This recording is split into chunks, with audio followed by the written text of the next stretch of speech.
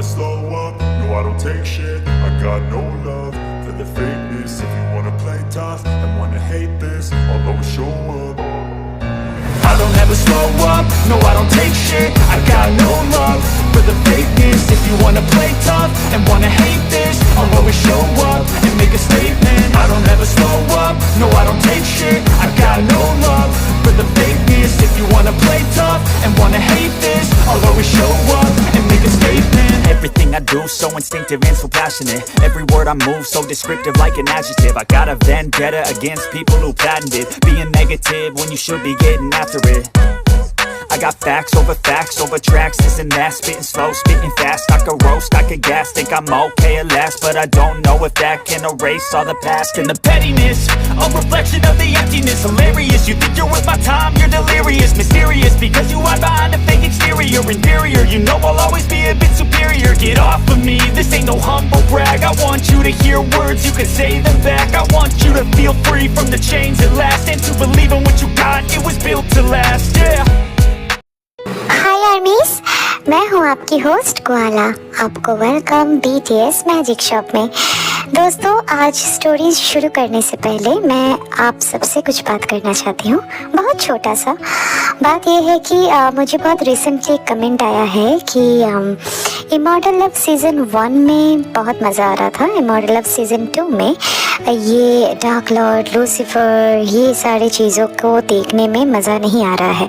हम लोग तेकुक के बॉन्ड देखने के लिए सीज़न 2 का बात करे थे, लेकिन सीज़न 2 जैसा चल रहा है वो सब में हम नॉट इंटरेस्टेड है। मैं बस ये कहना चाहूँगी कि जो लोग नॉट इंटरेस्टेड है, मैं उन लोगों को फोर्सफुली अपने साथ लेके नहीं आगे बढ़ना चाहती हूँ, वो प्लीज़ मुझे अनसब्सक्राइब कर दीजिए, ठीक है? क्योंकि सीज़न 2 मैंने सीज़न 1 ख़त्म होने के बाद ही सीज़न 2 के बारे में मैंने लाइव में बात की थी कि एग्जैक्टली मैं क्या सोच रही हूँ, क्या क्या चाहती हूँ, और वहाँ पे मुझे कंफर्मेशन मिला था।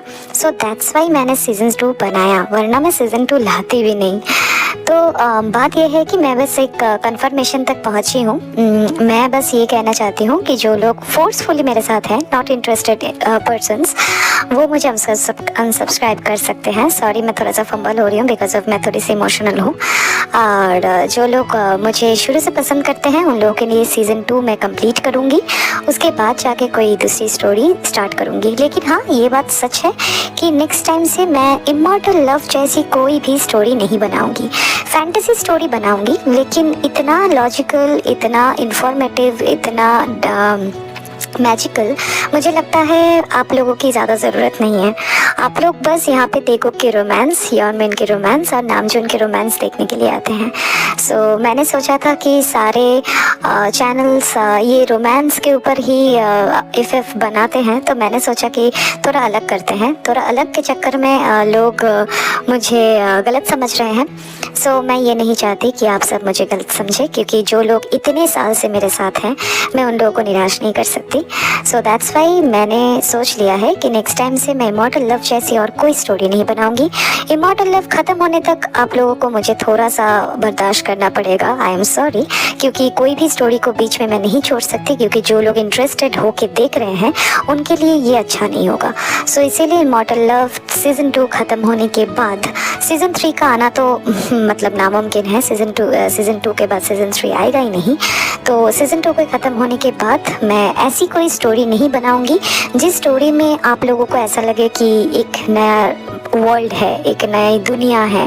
मैं आप लोगों को आप लोग जैसे पसंद करते हैं, जैसे रेगुलर दूसरे चैनल्स में आप लोग देखते हैं और जैसे पसंद करते हैं, सिर्फ लवी डबी गुडी गुडी, उसमें कोई क्लाइमैक्स सीन नहीं, कुछ नहीं, कोई सस्पेंस नहीं, मैं ऐसे ही बनाने की कोशिश करूँगी। क्योंकि माफिया स्टोरीज़ ये सब रियल इवेंट के ऊपर होता है, रियल लाइफ के ऊपर होता है, क्योंकि बहुत जगह पे हम सुनते हैं, लेकिन यहाँ पे ये थोड़ा सा अलग है, ठीक है? तो मैं अब बात और आगे नहीं बढ़ाना चाहती, वरना लोगों को लगेगा कि मैं ज़्यादा बकबक कर रही हूँ। तो जो भी हो, मेरा बस यही कहना था। तो अब स्टोरी की तरफ चलते हैं, ठीक है? तो ये the immortal love season 2 chapter 66 है। चैप्टर 65 में हम लोगों ने देखा था कि जंगकुक तेको शिंजो के साथ लूसीफर के दिमाग में जाने के लिए मना कर रहा था। अब देखते हैं आगे क्या होता है। तो फिर चलिए स्टार्ट करते हैं the immortal love season 2 chapter 66। ठीक है, मैं राजी हूँ। शिंजो, तैयार हो जाओ, लेकिन ते का हर एक कहा तुम्हें मानना पड़ेगा। समझ में आया? हाँ।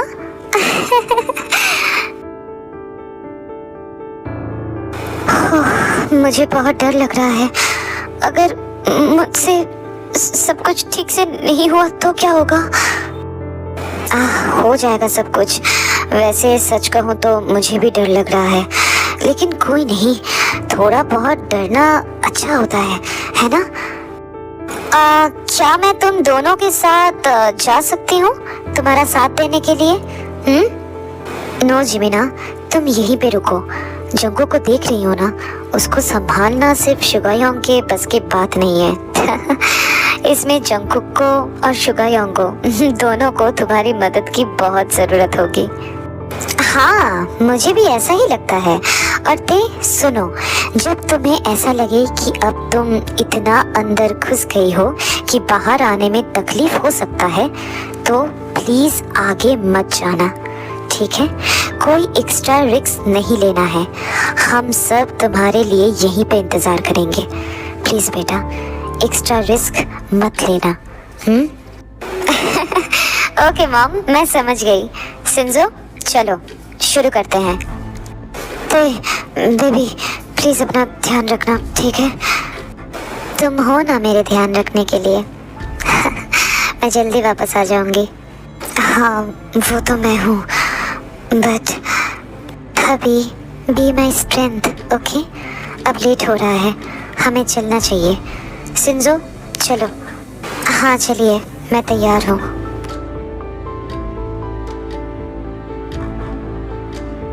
हाँ, मैं शिंजो के दिमाग से कनेक्ट हो गई हूँ। मुझे शिंजो के राज दिख रहे हैं। हेलगेट की, प्लीज मेरा सीक्रेट मत देखिए। ओके बाबा, चलो आगे बढ़ो। हेलगेट की, ये देखिए, मुझे हिल का दरवाजा मिल गया है, जो कि एक माउंटेन के बिल्कुल नीचे है।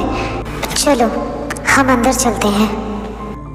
हाँ, ये देखिए, यहाँ पे बहुत सारे टनल्स हैं और चारों तरफ कितना सारा खून। हाँ, ये सब पुराने खून है। बहुत सदी पहले यहाँ पे बैटल हुआ होगा और लोगों की जान भी गई होगी, शायद डीमंस की भी। बहुत डरावना है। क्या हम आगे चलें? चलो। ऐसे ही वो दोनों आगे बढ़ते हैं। दोनों अंदर जाते वक्त चारों तरफ बस खून, मरे हुए जानवरों की और इंसानों की हड्डियां और अजीब अजीब डीमंस को देख पाते हैं, लेकिन कोई उन्हें नहीं देख सकता है, क्योंकि वो तो बस अपने मन की शक्ति से अपने माइंड को और अपने विजन को एक करके यहाँ पे आए हैं। थोड़ी देर बाद टनल से निकलते ही उन्हें एक हॉल दिखता है। वहाँ पे डीमंस सब एक दूसरे से बात कर रहे थे। वो वहाँ से आगे बढ़ते हैं और अचानक से रुक जाते हैं, क्योंकि देखो कुछ दिखता है। वो देखो, योनजिन और डार्क लॉर्ड। मॉम, डैड, हमें योनजिन और डार्क लॉर्ड दिख रहा है। वो आपस में बहस कर रहे हैं। ओके, ये तो अच्छा हुआ। उनकी बातें ध्यान से सुनो थे, वो क्या कह रहे हैं। शायद हमें कोई मदद मिले इससे। हाँ, मैं वही सुन रही हूँ आंटी।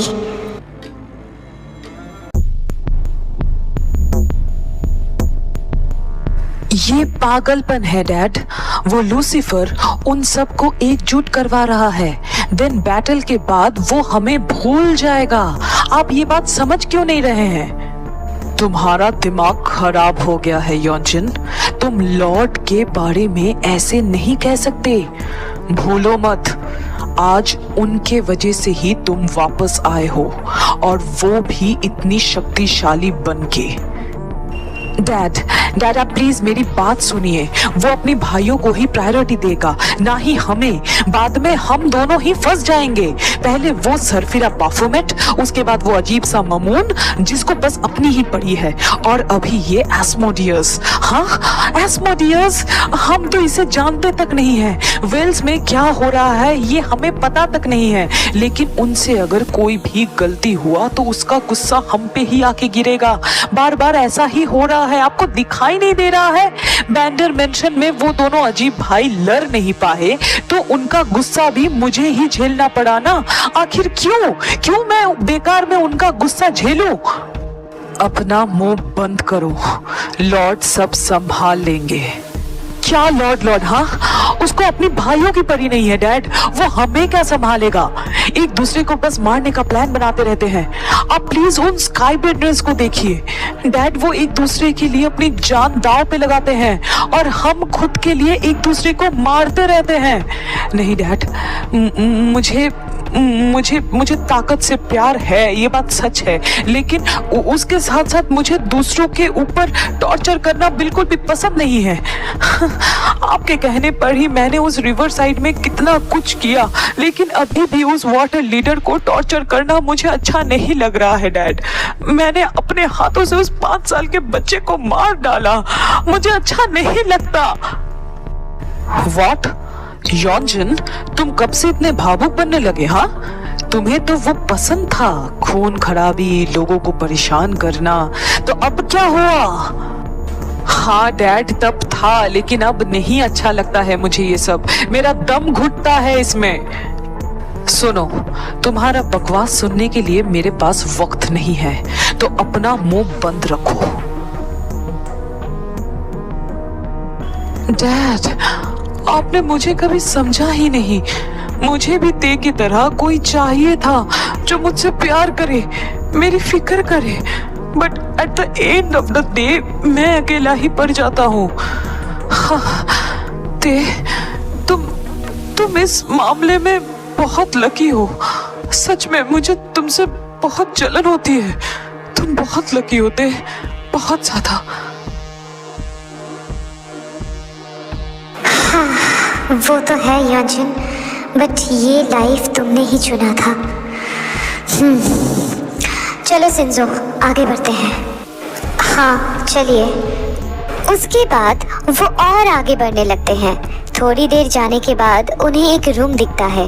रूम नहीं, हॉल ही कह सकते हैं इसे। इसको किंग प्लेस कह सकते हैं, क्योंकि उनके सामने एक थ्रोन था जो कि इंसानों के स्केलेटन से बना हुआ था। तब ही उस रूम में एक डीमन एंटर करता है। बहुत भयानक दिखने में था। उसका सर बकरी जैसा था और पूरा शरीर इंसानों का, लेकिन पैर भी बकरी जैसा ही था। उसका विंग्स भी था। और वो डीमन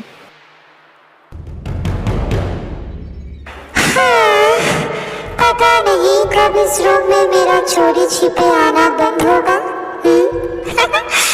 हाँ होगा जब मैं इस थ्रोन को मेरी उस ना समझ बड़े भैया से छीन लूंगा। बाफोमेट, तुम यहाँ क्या कर रहे हो? कुछ नहीं, बस मेरे प्यारे थ्रोन से मिलने आया था। काम की बातें करो बाफोमेट। एस्मोडियस ने कहा कि वो तुम्हारे साथ कांटेक्ट किया था, तो क्या कहा एस्मोडियस ने तुमसे? हाँ बताता हूँ। एस्मोडियस को कुछ मिला है। क्या मिला है उसने ऐसे तो अच्छे से नहीं कहा, बस कहा कि उसे कुछ मिला है। पता नहीं अब क्या मिला है उस नासमझ को। वेट करो आगे का। क्या खबर मिलता है मुझे जरूर बताना। मॉम डैड, लूसीफर और बाफोमेट मिल गया है। उनकी बातचीत खत्म होने दो, उसके बाद हम लूसीफर के दिमाग में घुसने की कोशिश करेंगे। ओके बेबी, सब ठीक है, मैं यहीं पे हूँ, ठीक है ना? लेकिन संभाल के, ओके? जल्दबाजी मत करना, आराम से, ओके ना? चुप रहो, यहाँ पे कोई तो है, कोई है यहाँ। कौन है यहाँ? सामने आओ। शिट, सिंजो, लूसीफर को पता चल गया है हमारे बारे में। व्हाट? सिंजो, वापस आ जाओ प्लीज, वापस आ जाओ। वो लूसीफर है, वो तुम दोनों को मार डालेगा। प्लीज मॉम डैड, प्लीज कुछ। ते जवाब क्यों नहीं दे रही हो? तो आज की स्टोरी बस इतना ही। क्या ते और सिंजो वहां से वापस आ पाएंगे?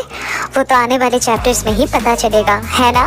और इंट्रो सेक्शन में 5 मिनट्स बर्बाद करने के लिए I am really sorry, but आगे का पूरा स्टोरी आप सब एंजॉय कर सकते हो, ठीक है। लेकिन वो सारी बातें मुझे लगा कि मुझे ज़रूरत है, तो इसलिए मैंने कहा, ठीक है। तो वही मेरा बात है कि मैं ये इमॉर्टल लव ख़त्म होने के बाद इमॉर्टल लव की तरह और कोई स्टोरी लेके नहीं आऊँगी। जो जैसी स्टोरी आप लोगों को पसंद आती है वैसे ही रहेगी, एकदम सिंपल वाली। मुझे नहीं पता मैं कितना सिंपल बना पाऊंगी, लेकिन कोशिश करूंगी, क्योंकि आप लोग इस चीज़ को पसंद नहीं कर रहे हो। ये बहुत डिसअपॉइंटेड है, बहुत ज़्यादा डिसअपॉइंटिंग है, बट ठीक है, कोई बात नहीं। मैं हूँ डिसअपॉइंटेड, बट इट्स ओके।